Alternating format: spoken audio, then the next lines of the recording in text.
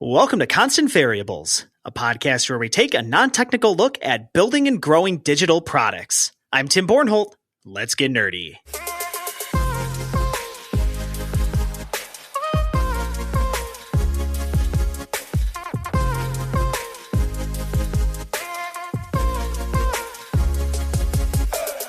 A quick note before jumping into this week's episode. We at the Jed Mahonis Group have some fun projects coming in the door, and as a result, we need to hire. We are looking for some iOS and Android developers to come on board and help us out. We place an emphasis here on hiring for fit as opposed to skills. Skills are something that can be taught and fostered through mentorship and experience, where fit, on the other hand, is harder to define, but we've tried our best on our careers page. So check that out at jmg.mn/careers. Whether you have 1 year of experience, 20 years of experience, if you're interested in talking with us, check out our careers page or just email us careers@jmg.mn. We'll put that link and a link to our careers page in the show notes as well. Today we are chatting with Sam Lerdahl, co-founder and head of product at Pikup.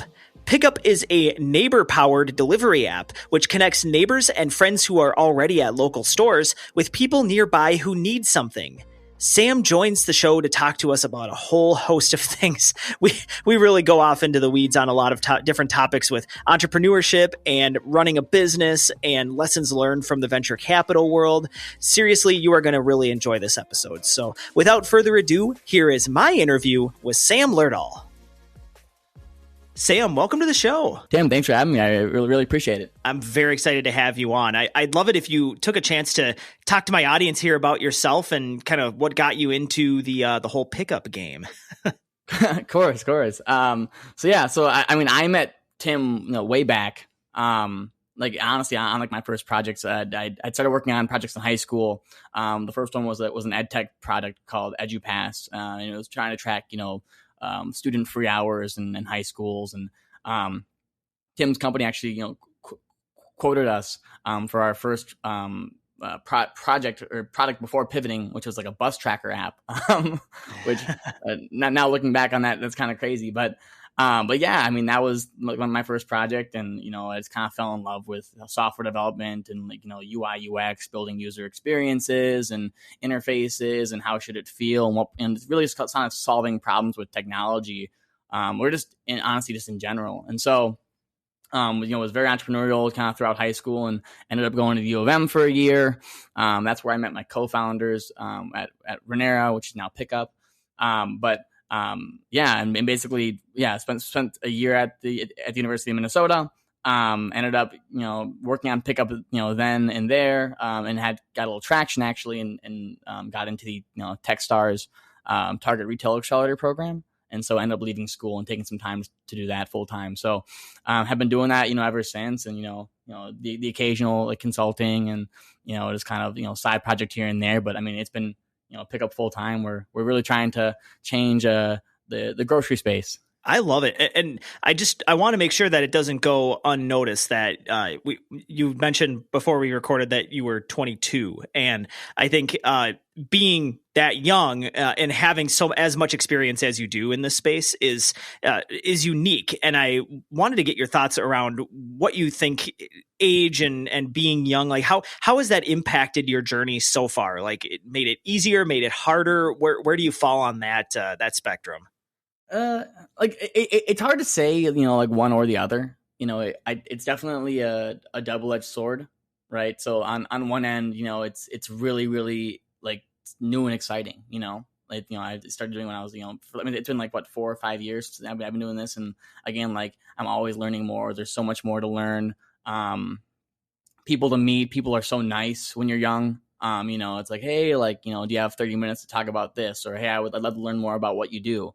And again, like people are generally, much more open to meeting, whereas again, when you're a little older, it's like, oh, it's probably a little harder to say, hey, I'm, working on a project, need some feedback, and a little more intimidating, being a grown man now and stuff like that. So, again, it's definitely interesting though, but again, I'd say like, at least considering the problems that I don't have right now, I can really kind of like focus on like me and being 22, it's like I don't have a lot of responsibilities other than like working on the business and That's really it. Like, and like, of course, like living and stuff like that. But yeah, I mean, I honestly, I love it. I think that it's really, really great. And also too, I'd say on the flip side of things, people think, oh, well, you're less educated, you have less experience. And like, that is, true.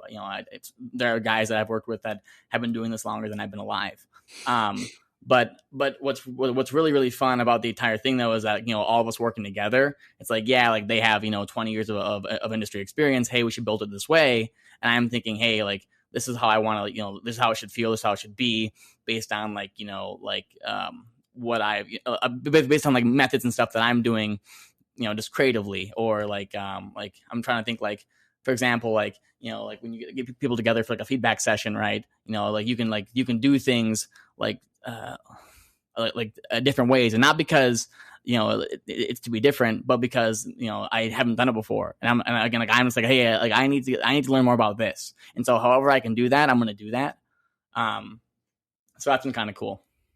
Yeah, I think it's one of those things where it's age just really doesn't matter, because no matter what age you are, there's pros and cons to it. I kind of asked that question I don't know why, it's almost in jest, but I just want to underscore, because I do feel like no matter what age, you could always ask that question. Like, how does it feel to be 70 and running an app development business? And there's so many pros and cons, like the balance between experience and innovation. And I think it's just what I appreciate about you and your journey is that you started so young, and you've already made a ton of mistakes that some people wait until when you're 40 and you start your first business. Not that it's bad to start when you're 40, but it's like by the time you get to be 40, you'll have had 20 years of entrepreneurship experience, and you'll be able to draw on that and get to different places than you could have otherwise gone. So it's just cool to hear that you've got that perspective on it already at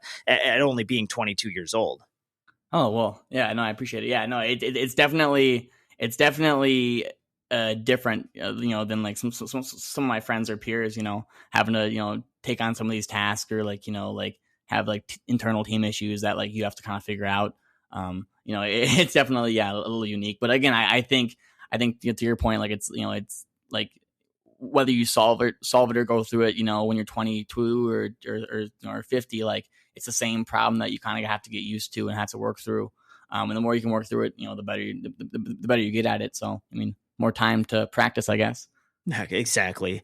So I keep saying Ranera, and I know I need to start saying Pikup, but it's just it's been drilled into my head, and now I have to undrill it. But you have a group of co-founders at Pikup. Knowing that you work in a team like that, how do you decide who handles which responsibilities? I'd say a couple things. I'd say and kind of the one really important thing is probably bandwidth. So like again, like regardless of like what else you have on the table, like if someone else is busy, or if someone else is working on something else, it's like you want to make sure that they have their attention on that one task. So that's a big thing. So like sometimes I'll be like, oh, like Brat might need help like with outbound, or Josh might need help or working on content, so I can kind of step in and use the skill set that I have, and it'd be faster for him, because speed's really important. Honestly, I mean, speed is everything. So like if again, like if I can do it faster than someone else because they're bogged down, like I can step in. And also too, like, yeah, skill set kind of ties into speed. So if I have to go into the database and like change a couple things, like someone else has more experience and can do it way faster than I can, then they should do it. So that's kind of how we decide. But also too, like each of us kind of come from different experiences. So like Bharat had some businesses before, and he again, like his role was more CEO and operational. So he's he's very good at doing some of those things, emailing, building relationships, kind of being the forefront. Whereas again, like my experience has been more in like product management. And so like I'm better with like roadmaps and qualitative and quantitative things, and like using intuition, those kind to build stuff. That's that kind of stuff. But all three of us, and I should say Josh has experience with marketing and working with like gentlemen and nonprofits beforehand. So we're all kind of aware of like what it takes, and so yeah, like all three of us are kind of just putting our heads together to like get the job done as fast as we can.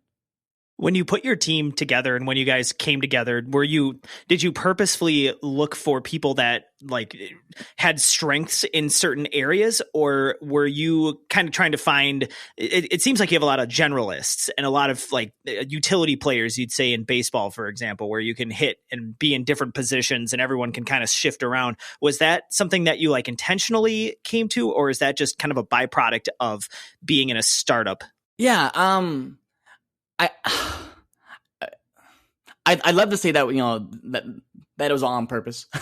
um, but no, I think the big thing with that I've learned, and like honestly, like the one like really only purposeful thing that I have like looked for when like like building the team. And again, this is like this kind of goes beyond like like the core team, but like just people that are super hungry, and people that like know a lot about like a certain thing.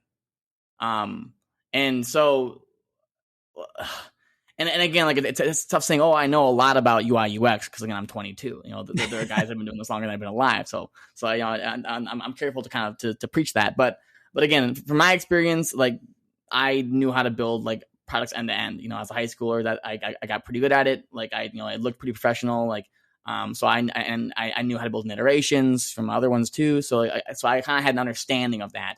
Whereas Barat knew how to go. Here's where we go from 1 to 2 to 3 to 5 to 10, you know what I mean, to level it up.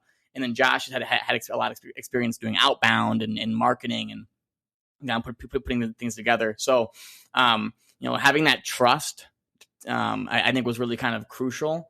And the trust kind of came from like this being a solid group of guys that I've done other projects with.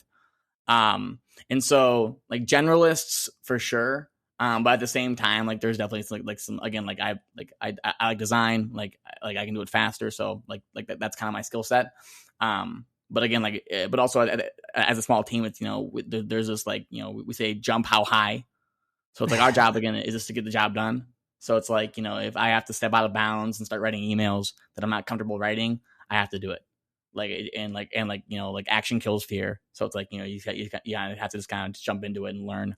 Yeah. And I think one thing I'd counter you on was you were saying like there are people out there that have been doing it longer. And like, I think that's always, again, until you're like 80 years old and you can be an outlier, then there's always going to be somebody that knows more than you or is more experienced. I think like what I get the vibe is that your team is kind of, you fall into interests, and it's like if something matches your interests, like if it's UI UX, you kind of own that and go from there. And then your CEO kind of handles like fundraising and the kind of CEO-y things. And it just kind of, people go towards where their interests are. And then when they need help or backup, then people can jump in and provide that backup. But I think it kind of, again, undercuts the whole notion of, you need like just, there's no one set path to being a successful entrepreneur, right? Like you guys didn't go through the get your MBAs and go work for Deloitte for 20 years and then go off and start your own consultancy and build your own products. It's like now you saw a gap in the market and you jumped into it and you figured it out. And that's literally what everyone does. It's just, you did it way earlier than most people do it. Yeah.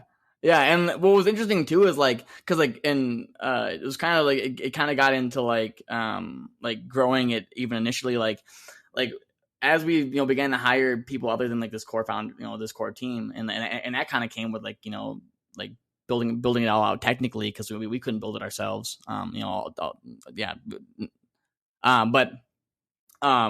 was that like we'd hire these like these senior developers, right, that everyone's talking about. Oh yeah, these guys get paid $200,000 a year, and these guys like these guys get it done, and like that is true. Like there are like a lot of guys that you can pay $200,000 a year, and they're really really smart. They can work through things end to end, and they're worth that buck. And then but at the same time too, like part of like the equation is like the startup energy. It's like you got to be able to like to take the heat on the weekend. You got to be be putting out fires all the time. And again, like some of those things that maybe like that guy isn't cut out to do. It isn't cut out to be a one man show. Isn't cut out to to work all those all the time and to take equity. Those kinds of things that again like are another part of the equation.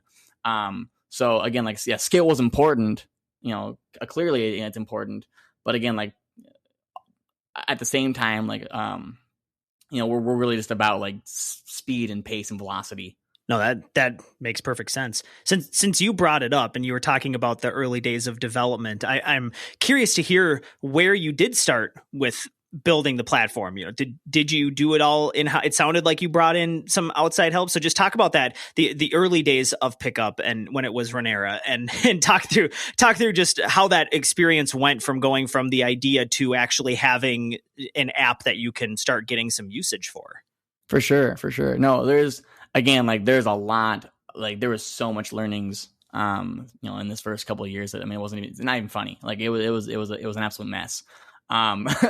But again, I think what the first couple of years really got down were like just like those fundamentals. I read every book that there ever was, and it's kind of like, good. It's like Good Will Hunting. You know what I mean? Like this guy reads all the books, does all the work, can tell you about anything, can talk the talk, but couldn't walk the walk. And so the first like basically year and a half, 2 years was just me just like getting my face beat in, by like, oh, this is the worst, or this is terrible, you're doing it wrong, and all these things that I had to learn really, really quick.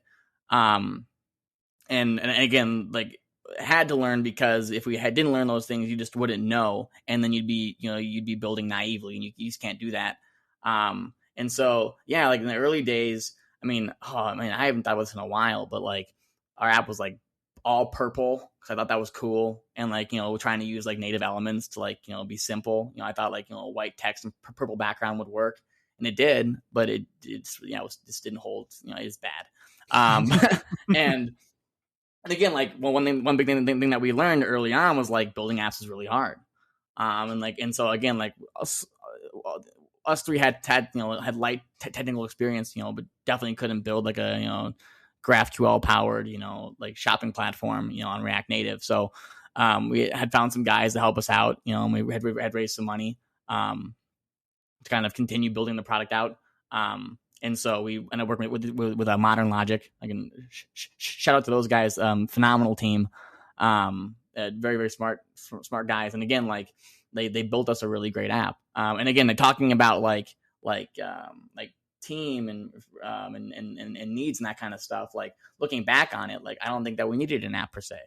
I think that we could have done it with a web app, and have it would have been like less limited, technically, right? Because again, Chrome and everything it's way easier to build on web. And so yeah, again, like so, but regardless, started off there, and basically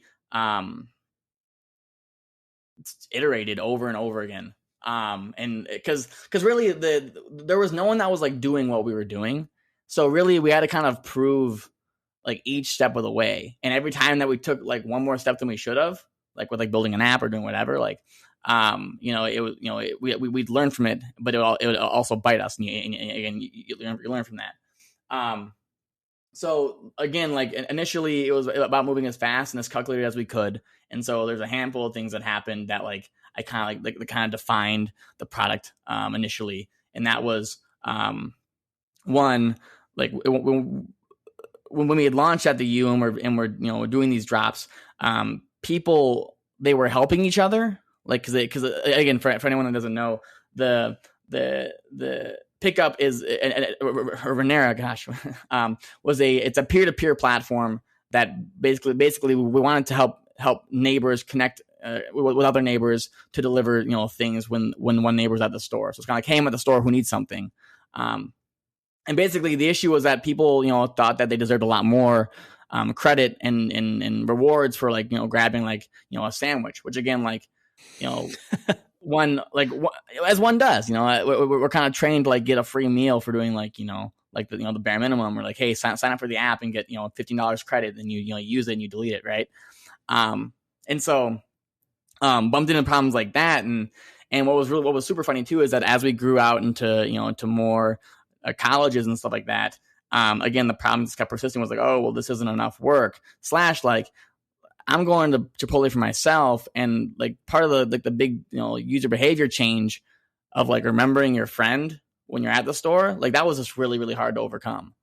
Because again, people like we're just so trained, like I'm going to the store, I'm getting my coffee, I'm going home, and it's like, oh, by the time you get home, it's like, I forgot that my friend actually wanted something or could have wanted something.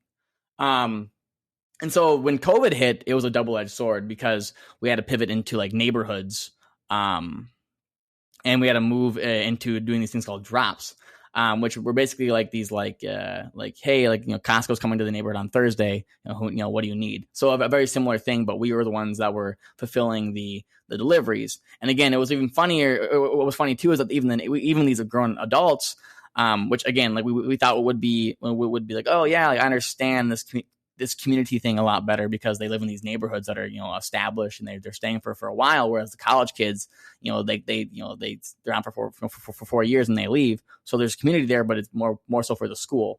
But sorry, I'm kind of jumping around here and there, but basically with the adults, the adults are saying the same thing, like, oh well, there's like some sort of charity aspect to this. We could then I'd pick up for somebody. And basically, like, at that point, that's when we realized, like, hey, like, we need to pivot more into just like neighborhood drop offs, and kind of have either have a partner that owns the delivery or we own the delivery, but people weren't going to help each other.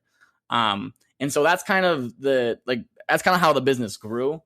And again, like, in regards to like the stack and the team and growing the team, yeah, it would have been a lot easier if we just had built a web app, built and started with a web app. Sorry, a little stutter. Yeah. So actually, I've caught myself on a soapbox, so I'm going to stop talking and you can. No, it's just fine. I think you made so many good points in there. So I think first of all, you said you worked with Modern Logic, and yes, I know Dustin and the crew over there. They are really, really good and top notch. But if you need an app built, come to Jed Mahona's group instead. I won't hold that against you, Sam. I never have.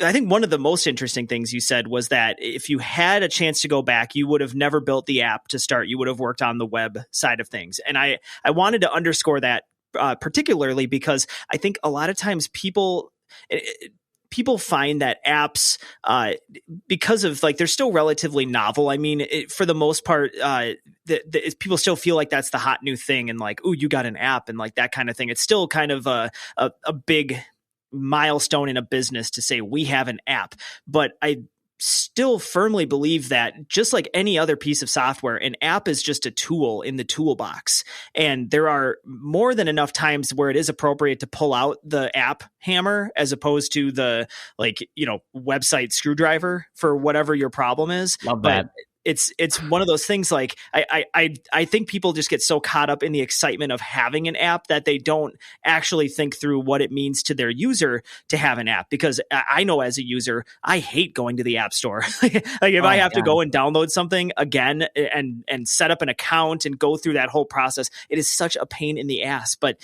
there are times where it's worth it and I will go through it. But if it's just like, Speedway, for example, like getting gasoline there, I saw signs where it's like, download our new app today. And it's like, why? So I can see that donuts are 45 cents instead of 50 cents. Like, what value is that providing to me? I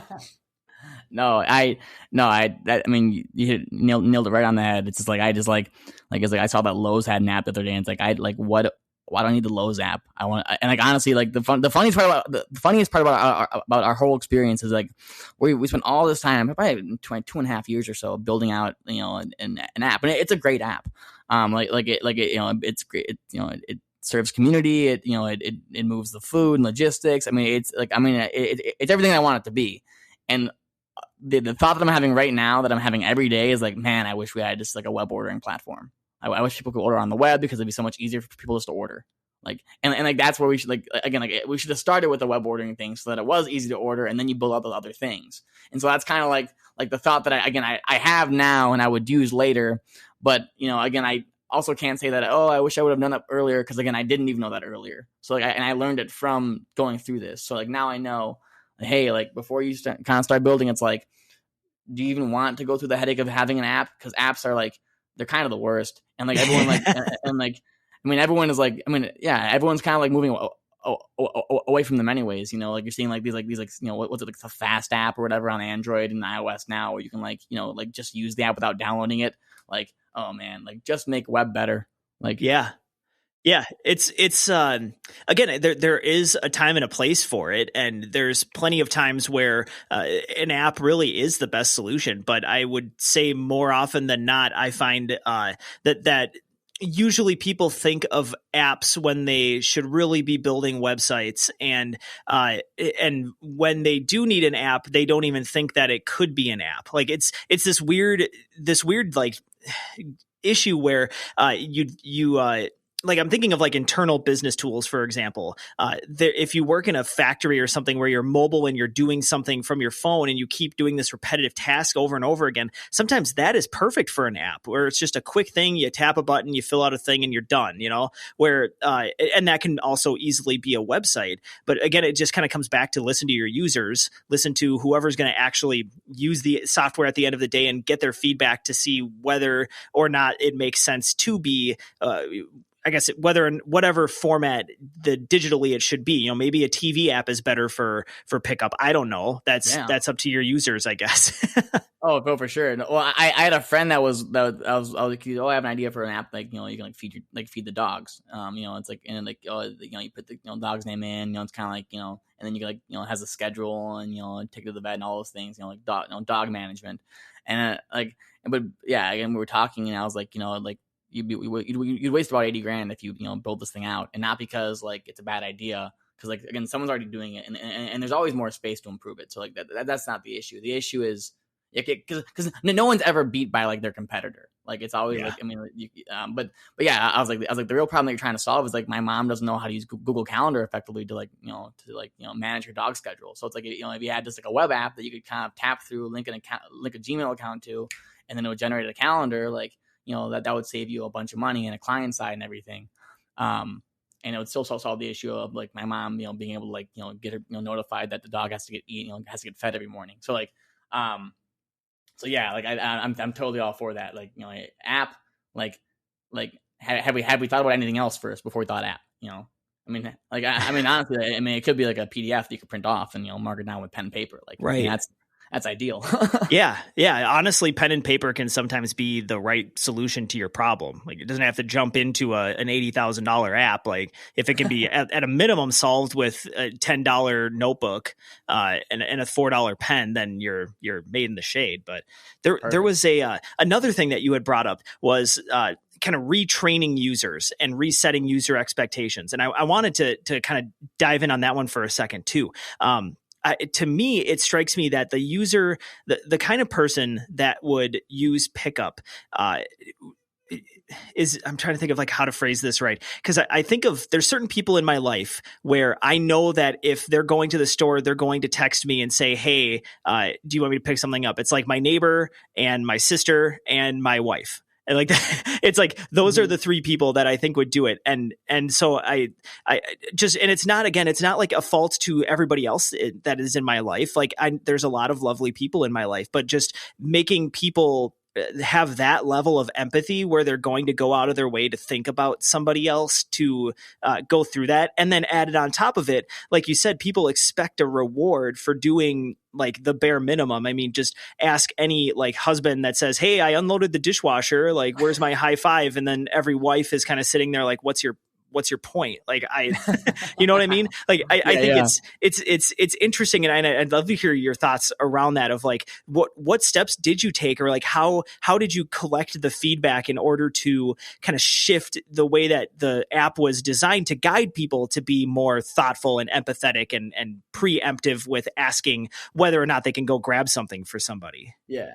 So I've been watching my language, throughout, but one of my big phrases and again, like, oh, like how's work, or how are things going? Like I always say, like my job is like I'm in the business of like eating shit, like, and like not, and like I say that in the most like respectful way possible, because it's like my job is to basically like spend like a week and a half falling in love with a design or an idea, and then basically sending it off to just be destroyed by anyone and everyone that wants to just tear it apart.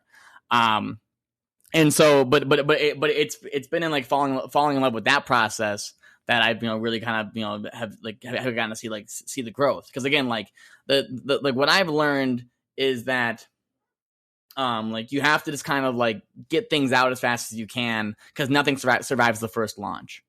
It's like we also have an Quibi. Like they try to skip it. And like and they got like their $1 billion raised. And back by everybody. And like again, like they like I think what killed them was like you couldn't cast to the to the TV. Yeah. So again, like we're not like everything you it can't be perfect. It won't be perfect. It never will be perfect. And again, like with all those things being true, just move as quick, as quick as you can. And so part of that is like, hey, like I know that there's like mistakes in this. Hey, I know this isn't complete, but that's okay because just has to get out. I mean, it's probably gonna take the users a month to like realize that there's a new thing anyways. You know what I mean? So yeah, so that's kind of like the like as far as like moving forward and moving quickly, like and iterating fast, like that's kind of the big thing. Like there is it's like you have to just you have to just get it out. And again, like it's not going to survive the first launch, never will. And so honestly, like what I'm really good at is like getting up. Like I the whole like phrase like, oh, it's not about how hard you can get hit, it's about how you can get hit and get back up. Like I'm really good at that. And that's partly because like I'm a little crazy, I'm like naive, but also I'm just a little numb and like I've gotten used to it. It's like, oh yeah, like this comes with the territory. Like, oh, I'm gonna spend time on this. People are gonna hate it, or I'm gonna have missed this, or this is gonna be delayed, or always a fire to put out, I guess is kind of the point.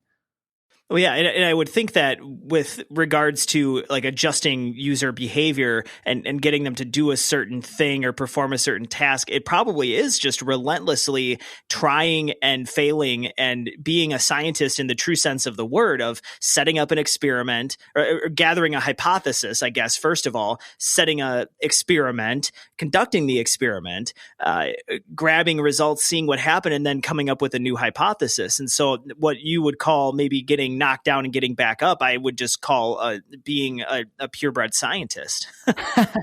No, you're exactly right. No, it's like, I mean, we have those, we have hypothesis. We have to say, like we need users to do more of this. How are we going to do that? What levers do we have to pull? What levers work? Do we need a new lever? And so, yeah, just really understanding like when we do this happens.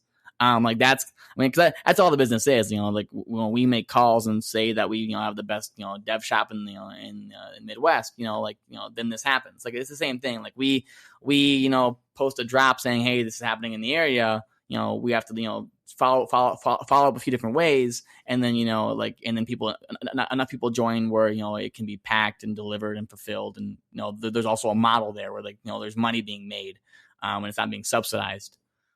So you're totally right. It's just like, and again, like we push it out, it doesn't work the first week. You can't like get sad about that. Like, oh, like it didn't work. And, we back to the drawing board. Like, yeah, you have to measure the patterns, not like the individual, occurrences of things. So it's definitely like, it's definitely a hard task of, setting up an experiment, letting it run, being wrong almost every time. It's great when you're right though. It really is. It's it's definitely all in the little victories. But yeah, I mean that's definitely like probably that is the day-to-day of the task, is just trying new things over and over again. And even things as simple as like email templates, it's not an app, it's not a feature. It's just like, hey, we're looking to work with you, and it's like, no. And again, you figure out why they said no. Maybe call them and say, hey, like I know you said no, but like I want to know more about that no. Like still stuff like that. Yeah. No, it's a great lesson for people to take away, is if you're going to try to build a marketplace and adjust people's expectations, it's going to require some failure, and you have to be comfortable with that. Otherwise, you're in the wrong industry. Oh my gosh, for sure. And I guess on that note, what has been really, really cool too is, and again, this is like something that I like, again, I'm really the kind of privileged to feel is like, we had the idea initially. And like, again, like, and everyone, when they have the idea, then on the first, like, the first couple of days, like it's the same, like honeymoon phase that you have. Like it's going to be like this brand, it's going to be this color, it's going to, do this, and it's going to be so sleek and amazing. And then you realize that it was never your idea. If it's going to be yours, it's only going to be an idea, I guess is the point. Like, and if you want it to be like a real business, like it's going to get changed.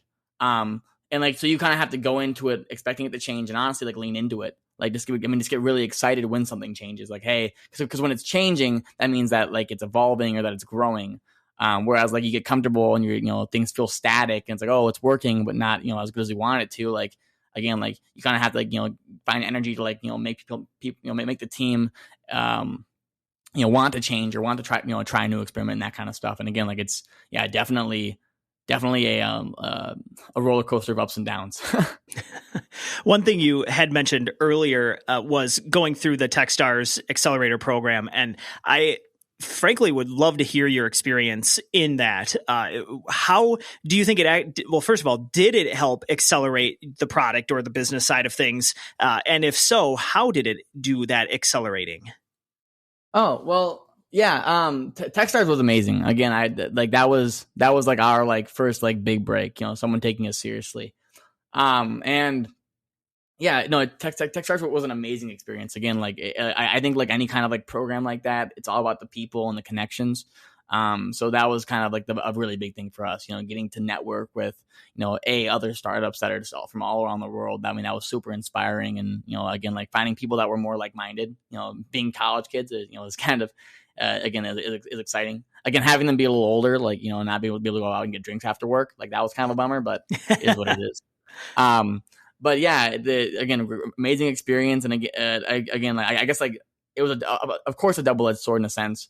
Because again, we love that phrase, but yeah, loved meeting everyone and, again, taking meetings and figuring all kinds of stuff about the industry. Like, like the project grew fast, and it grew legs fast, and the team grew legs fast. And again, like we all like really got a much better understanding of the market vertical and, all kinds of problems in like supply chains and things that, again, so at the time it was like, oh, like when I can't have Chipotle, and I don't want to pay $5 for it. And, oh, I wish that I would know that you were at Target so I can get like a bowl of Cheerios. That was like the legs of the idea. But we were like just, sandblasted with, like 3 months of like, and the industry is broken and, acronyms I still don't know, still can't even say right, like EBITA and like things where it's like I have no idea what the people are talking about, but it's like logistics and delivery. And it is, oh man, like we basically like we opened a wormhole. I was like, oh my gosh, like delivery is a mess, like, and we stepped into this terribly complex problem. And I guess on the flip side, right, was there anything that Techstars didn't do? And again, one of the things that I can look back on and say now is like, because we were so young and so early, again, like super exciting. You love to see it. But part of the other part of the equation is like taking those conversations with a grain of salt. Because it in an environment like that, it's so noisy, oh yeah, and so wants to give you money, and oh, you should do this, and oh, you should do that, and oh, let's get the CEO of this in here, and the operator of this in here, and the marketer of this in here. And it's like, again, like those guys do those things. Like as far as like working on a project or a problem goes, like you are the closest person to that project, always, and it's your job to be the most well-versed person in that space. And so again, like you can have all these conversations, but if you're a chameleon and then you're kind of a yes man, you're kind of like acting on what others are saying because they've done it. It's like that's really, really cool. But like again, like those guys done it, aren't doing what you're doing, and so it should be taken with a grain of salt. And so again, I wish that going back, I would have would have been less like in awe of some of the people that I work with, but also. I wish I was in like I put people like less on pedestals and more like just kind of like really took what they said verbatim and then said, okay, like the great points, I'll put it in my satchel. The team will look through it later and we'll kind of like decide what the best move is.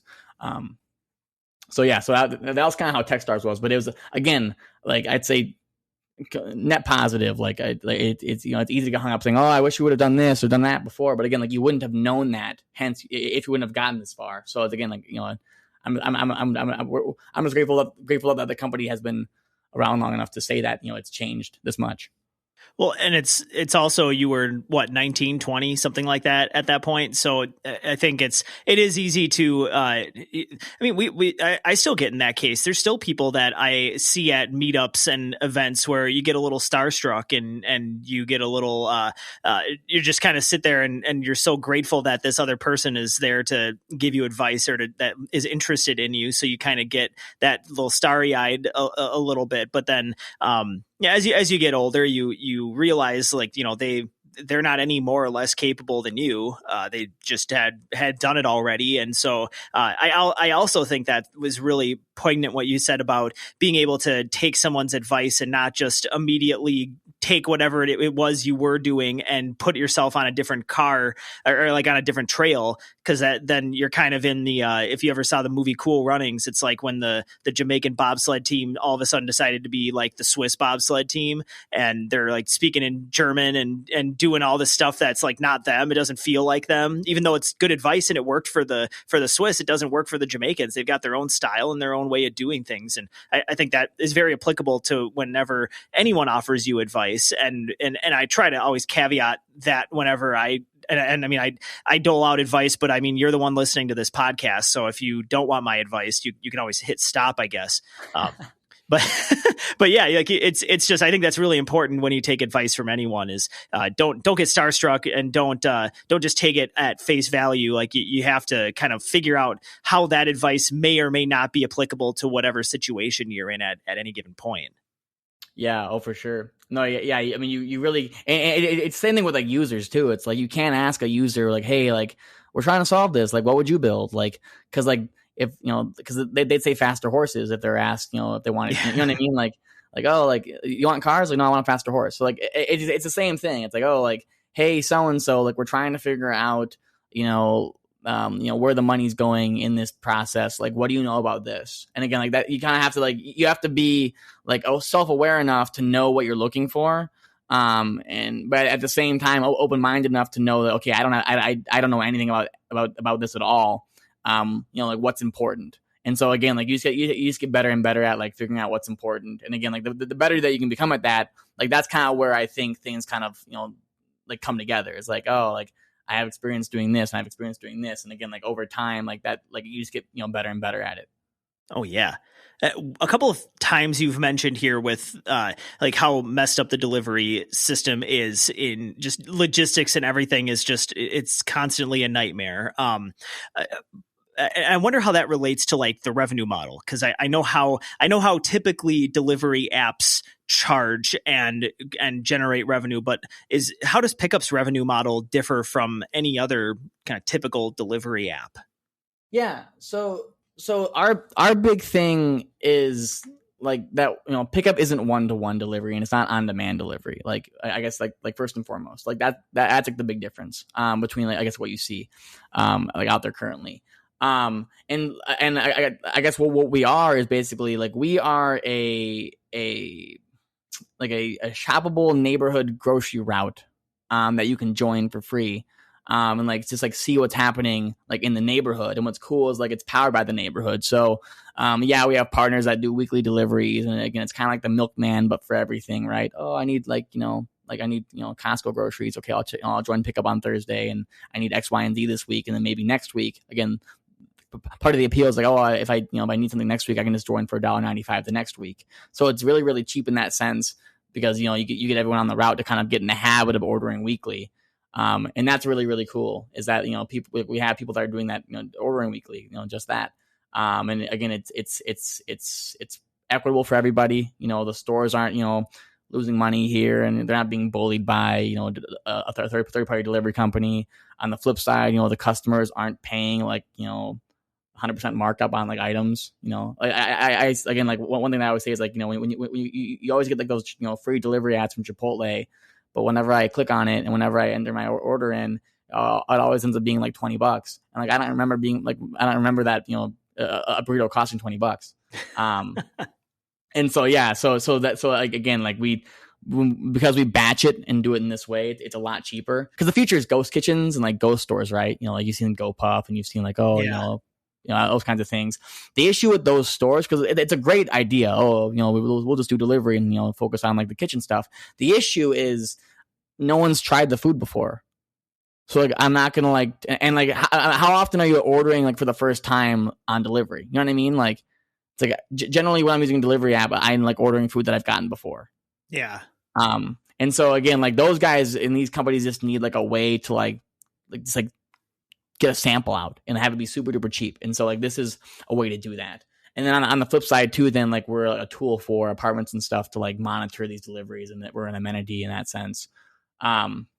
So yeah, so it's kind of like a big virtual like food hall or big virtual farmers market kind of where you can kind of browse and shop.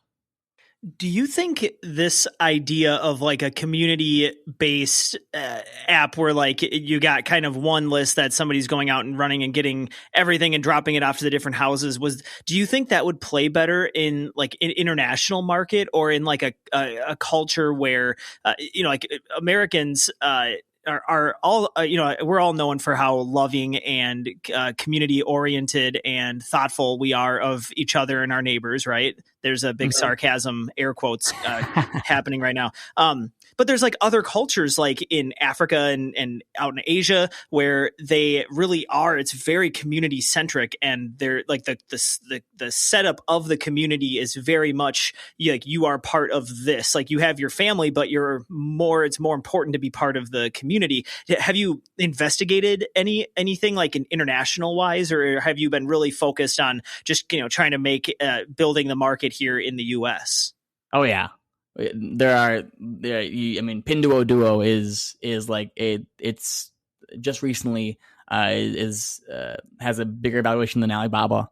And Pinduoduo means like save something together, and it's China's version of what we're doing. I mean, it's group buy, it's like shopping together, big discounts, huge company.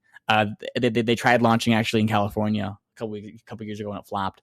Again, it's really interesting. Is like your question is like we've been like following these guys for a long time, and we've seen like some of their key plays, and honestly too, like we've been running some of their key plays to see how it pans out here because it's so different. And that's what I think is also kind of really interesting is like this model, like it does work, but the question isn't like, oh, how does it work? Because we know how it works. It sounds super cool. Oh yeah, I order, you order, they order, we all order. It comes cheaper.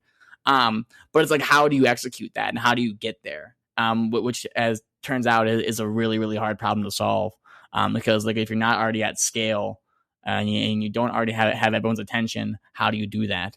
And with all the delivery noise right now, when like, Uber Eats and Duber Eats and and, insert delivery brand here. I mean, they're all being subsidized by delivery or by SoftBank and these VC firms and stuff like that. Though, so again, I think what's really interesting is that we're seeing these old dogs. I don't want to say burn out. I don't know what's going to happen. There's way too much money in it for it just to kind of fizzle out.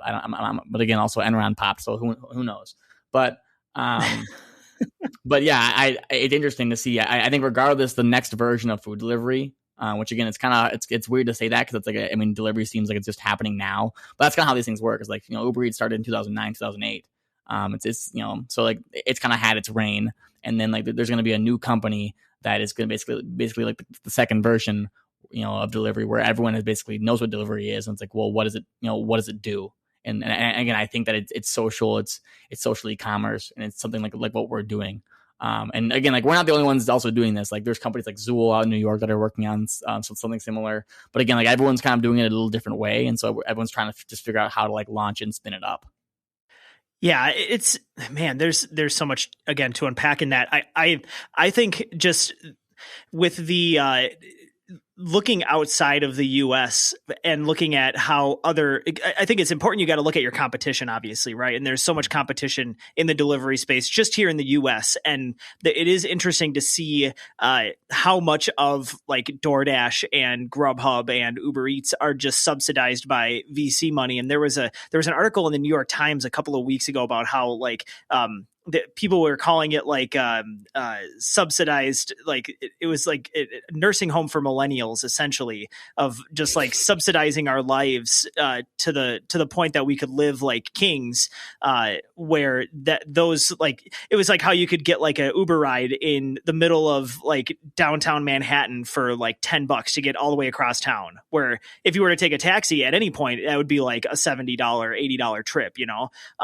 but it was all subsidized by all this VC money. And it's kind of a little bit of like, we're all now trying to pay our dues, and those are coming home, where now you look at DoorDash and it's like, anytime I go and order DoorDash now, the costs are way higher, even with Dash Pass.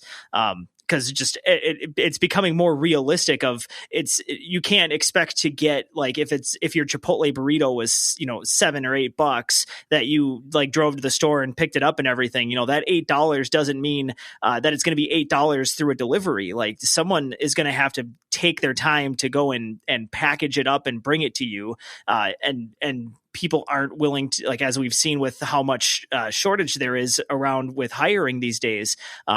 It's kind of crazy. Like no one wants to work for your $3 Dash tip. It's like people actually want some of that, like some realistic wages. Oh yeah, well, and like I don't want to like spin it too dark, but like I've been I think about it because again, like in the earlier days, like we were doing the deliveries ourselves, and it was like a new model where it's like, hey, we're and again we were subsidizing as well because we had to compete, in a world where everyone's doing it, like you and like, oh well, like why is it so much cheaper? Oh, that's because like they have money to to give you. I don't have money to give you. But what was really interesting though, and again, like kind of what I've been thinking about recently is like like this, like you remember like going postal, like, and that was kind of a thing like in like the 90s. Yeah. Or like and honestly, I'm talking out of my era, but yeah, postal, deliver more, do more, cheaper, faster. Like it's kind of the same game, but it's like moving an avocado. And it's like daily, and it's happening more and more. Than and again, like that's where it's like that's where I don't see this working. Like like same day shipping, Amazon, like good job, like you did really really great work. Like yeah, like it's running local economies and all kinds of stuff. But we'll figure that out later because it's all so dirt cheap. But yeah, which is that's me being sardonic. But yeah, on the flip side though, it's like that model just doesn't translate, and so we're seeing like we saw it pop up. It's being subsidized. We know how it works. We know a lot more about the problems that are faced within this kind of like logistics system. And now we're seeing like these new guys, like, again, like Pikup, like Zool, like Toppers. I mean, again, I'm, these are just like, small people that we know. But, yeah, small is the wrong word, but people that we know. But, yeah, I know it's definitely interesting to see again, like, cause someone's going to change it. It is going to get better. And I don't, again, like we think that it's in bundling. We're seeing more and more like, competitors pop up where they're they're indexing these grocery stores and it's, no markups and there's, no fees and there's no this and there's no that. And it's 15 minutes and I just don't know where the money's coming from. Right. It just, yeah. And again, like there's, markups and we're seeing more and more of that, like product markups and that kind of stuff and, hidden fees, through markup. But yeah, it's hard. When you're not bundling, which is what we're trying to tackle, which is really hard. Like, is there a better route? Is there a better route to get to bundling? Like, should you start burning money that way and then try and pull, take away on demand and say, hey, it's every Friday? Like, I'm not sure, but I also know that when we tried, we initially when we launched Renera on campus, we did like hey, like we do. Like it was like $5 Chipotle, $5 Canes, and have these deals going.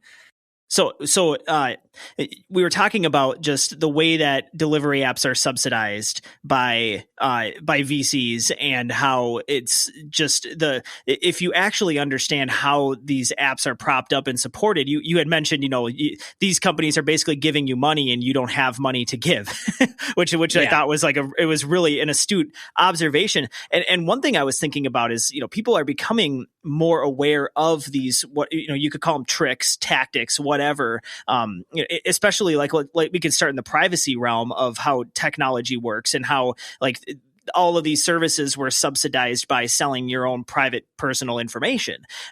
Now it's like these delivery apps, like the way to grow is to just burn up endless amounts of money until somehow question mark, and then you are a $1 billion company. Like it's all these weird, crazy tactics. Do you think people are actually becoming more aware of that, or is it more that the people that have tried these grand experiments of like, let's offer $10 taxi rides that are normally $80?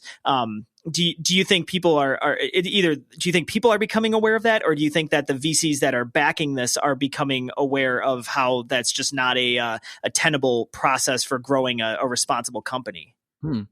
No, a handful of things to unpack there, but no, I think on that last note, like the era of we'll make money later is done.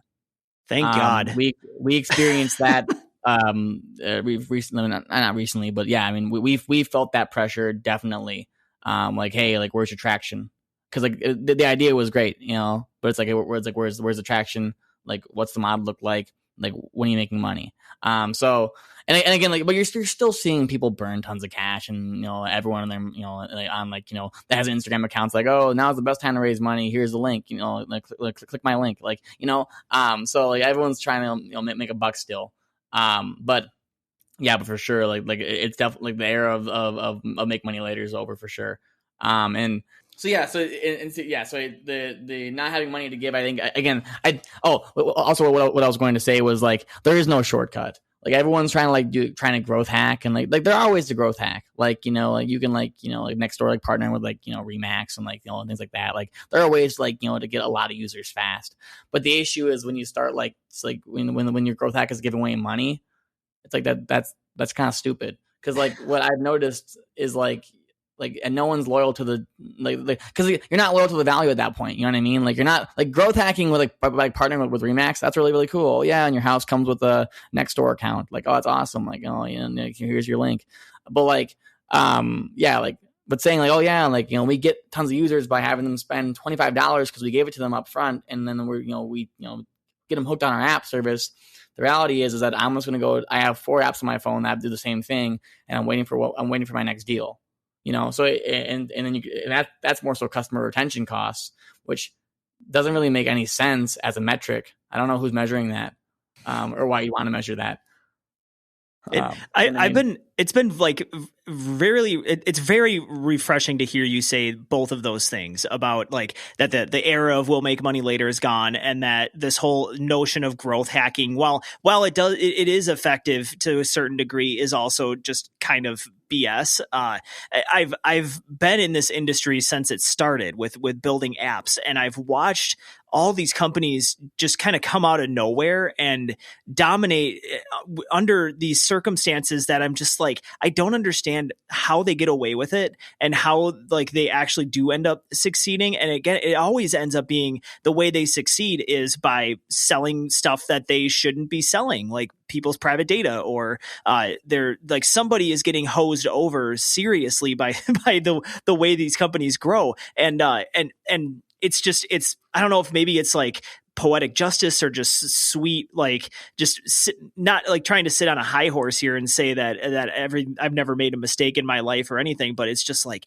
the gall of so many of these companies out there that like operate in these ways where they think that they're above any sort of like moral consequence for how they run things, and just like it's kind of like all these rich people just like throwing money into the abyss, where it's like, you know, that the billions that you invested in all of these companies, like you could have taken that and actually like, you know, done something good instead of just trying to manipulate people so that you can make even more money, so that you can throw it into a pile of fire and let it ignite so that you've got 20,000 monthly active users or whatever. Like, I don't know, maybe I'm just being cynical and I've been around too long, but it's so baffling to me that actually worked for a period. And to hear you say that that era is coming to an end, if not already at an end, just it warms my heart.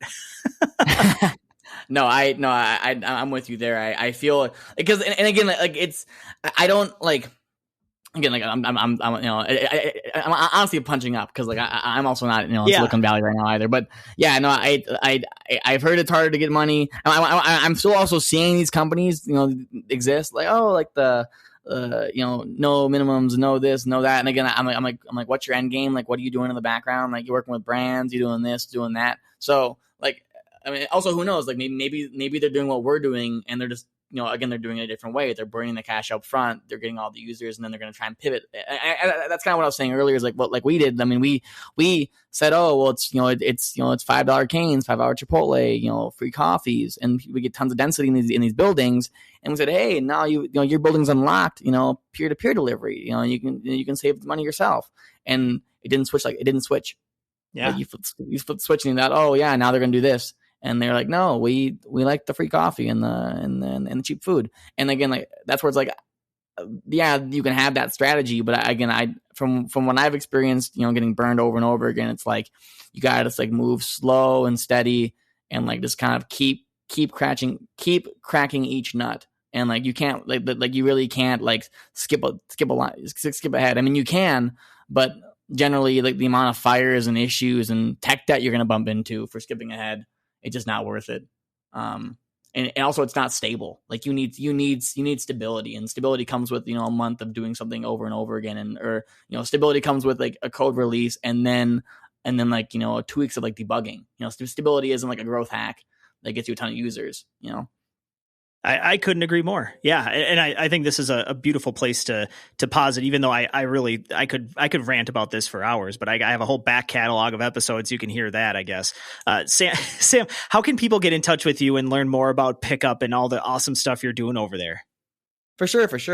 Yeah, no, I'm generally pretty available on social media. So like, you can follow me on Twitter. I actually will. I did make sure that my handle is right. I think it's at Sam Lerdahl, like at SAMLDAHL. Same with that. I think that's what it is also on Instagram. Otherwise, yeah, you can drop me an email at sam@pikup.io, and that's sam@pikup.io. We dropped the C to make it sound cooler, and it's crazy. It also has created a lot of problems, so it's cool and causes problems.